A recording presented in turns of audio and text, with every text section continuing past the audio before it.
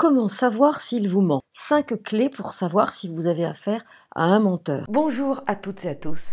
Je me réjouis de vous retrouver dans cette nouvelle vidéo. Si vous ne me connaissez pas encore, je suis Bénédicte Anne, votre love coach depuis 2004. J'accompagne les hommes et les femmes qui souhaitent être heureux en amour à rencontrer directement la bonne personne. Et pour cela, je publie une vidéo par jour pour vous aider à mieux comprendre la psychologie des rapports amoureux et les nouvelles règles du jeu. Je m'occupe aussi accessoirement des couples et je suis généralement la dernière porte avant la séparation. N'oubliez pas de vous abonner à ma chaîne si vous ne l'avez pas déjà fait, vous trouverez le lien ci-dessous. Pour info, sachez que lundi 21 novembre à 20 h, il y a une soirée tantra au Café du Pont-Neuf à Paris. Vous trouverez le lien pour vous inscrire ci-dessous sur le thème Tantra, sexe, la grande confusion. Surtout ne ratez pas cette soirée qui sera exceptionnelle. Et si vous ne pouvez pas vous joindre à nous, retrouvons-nous sur Zoom dimanche 27 novembre à 20 h sur la thématique de la dépendance affective / dépendance sexuelle / dépendance tout court. Lors de ce webinaire, bien sûr gratuit, je vous expliquerai le pourquoi du comment, pourquoi nous sommes dépendants,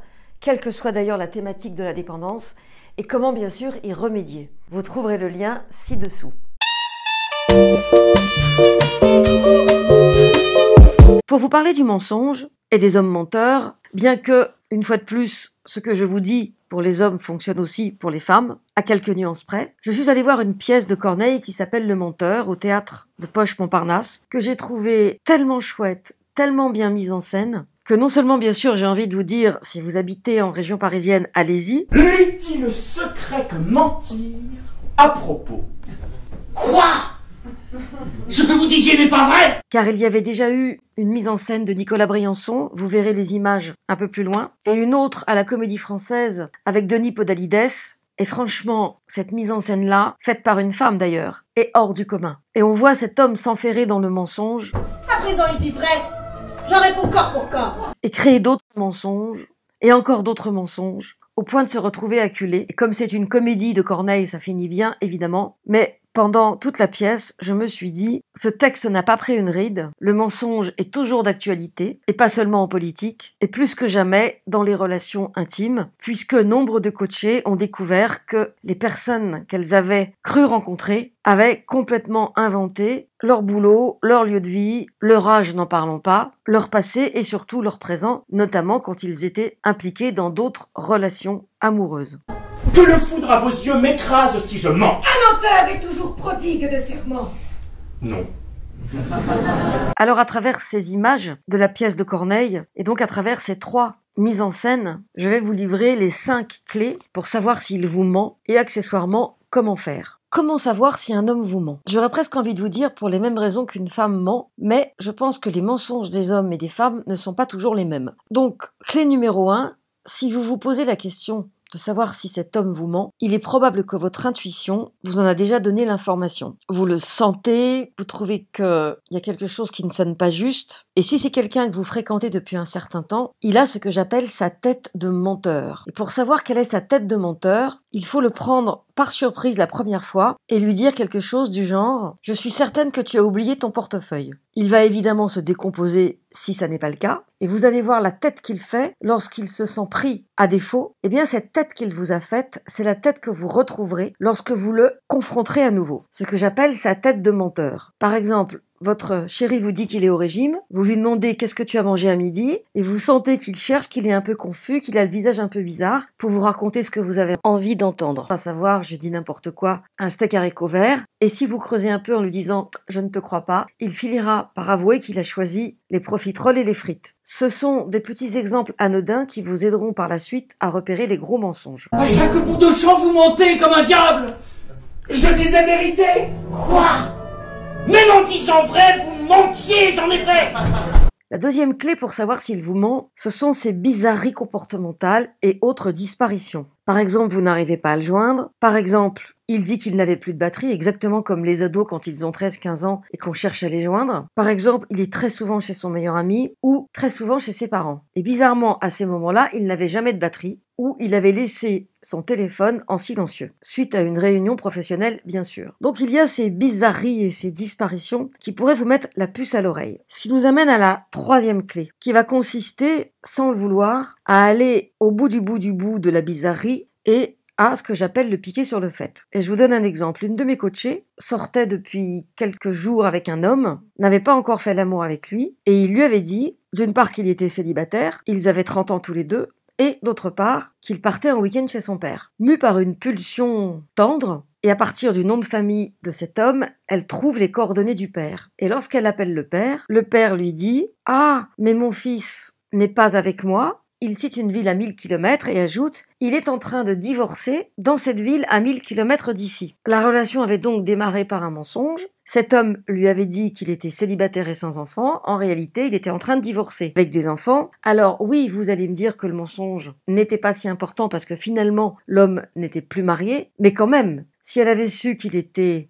encore marié et avec des enfants, peut-être ne serait-elle pas sortie avec lui. Et là se pose évidemment la question de savoir si vous restez ou pas après ce mensonge. Je vous donne un autre exemple dans la série « Je vais au bout de mon ressenti ». Ma coachée, 38 ans à peu près, sortait avec cet homme depuis 6 mois et un soir, elle n'arrive pas à le joindre. Elle appelle. Téléphone fixe, téléphone portable, rien. Mue par une quasi-prémonition, elle traverse la ville, elle se pointe chez lui et effectivement, il était avec une femme. Ce qui fait que quand on pousse une intuition à son paroxysme, généralement, on évite de la pousser parce que précisément, on a peur de ce que l'on pourrait découvrir. Parce que c'est une chose de craindre que l'autre ne vous trompe, c'en est une autre d'être confronté à la réalité de sa tromperie. 4e clé. J'ai remarqué que souvent les hommes mentaient, soit pour avoir la paix, soit pour ne pas vous blesser, soit pour éviter que vous ne piquiez une crise. Et les 3 sujets qu'ils ne souhaitent pas vous dévoiler sont souvent l'argent, les addictions, et les 2 la plupart du temps sont liés. Et je mettrai aussi dans le même sac les infidélités et les mensonges sur le travail. Parce que à partir du moment où votre partenaire vous cache qu'il est accro au jeu d'argent, au porno, qu'il est accro à l'alcool, qu'il prétend travailler, mais qu'en fait, soit il ne fait pas le job qu'il prétend faire, soit il n'a pas de job, mais il part comme s'il allait bosser, ou encore qu'il vous emprunte de l'argent pour nourrir une de ses addictions, ou pour derrière faire le généreux qui vous invite, on est quand même dans une espèce de sphère toxique. Et c'est quelque chose que je vois souvent lors de mes coachings, des femmes qui se font abuser par des hommes qui leur racontent des cracks. Et lorsqu'ils se font piquer, ils réinventent d'autres cracks encore pour se justifier. Enfin, le 5e point, qui me paraît essentiel aussi, c'est que lorsque vous confrontez un homme ou lorsque vous lui posez trop de questions, il va s'énerver, ou il va botter en touche, ou il va piquer une crise, ou il ne répondra pas. Quelle que soit sa manière de réagir, cela montre une chose, c'est que vous avez touché un point sensible. Le fait de piquer une crise fait assez peur aux femmes et c'est pour ça qu'elles ne posent pas de questions. Mais en réalité, accepter une situation dans laquelle un homme pique une crise ou ne répond pas à votre question, parce que ça le dérange ou parce que ça l'obligerait à révéler qu'il vous manipule ou qu'il vous ment, n'est pas acceptable. Ce qui nous amène évidemment à l'ultime question. Pourquoi est-ce que ça vous arrive à vous? Pourquoi est-ce que vous acceptez la situation? Parce que si vous regardez cette vidéo, c'est que vous avez probablement été confronté à la situation. Et la réponse est simple. Le mensonge est une forme d'abus. Souvent, il recèle des choses que l'on cache du type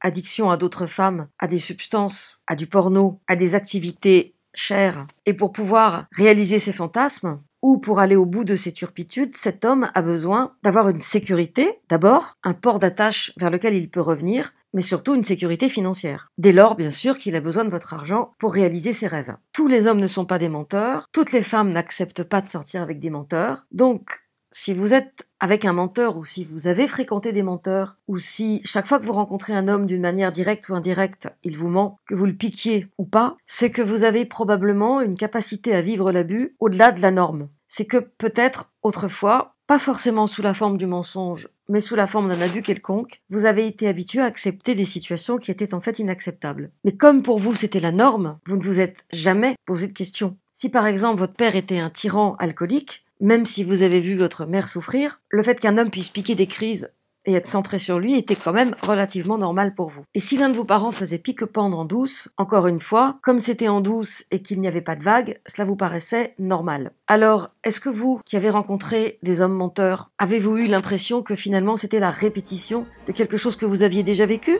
Est-ce que vous avez été sans concession et au premier mensonge vous êtes parti? Dites-le moi dans les commentaires, je serai ravie de vous répondre. Merci d'avoir regardé cette vidéo jusqu'au bout. Merci de la liker si elle vous a plu, de la partager si vous pensez qu'elle peut plaire à des personnes de votre entourage. Et à demain pour une nouvelle vidéo.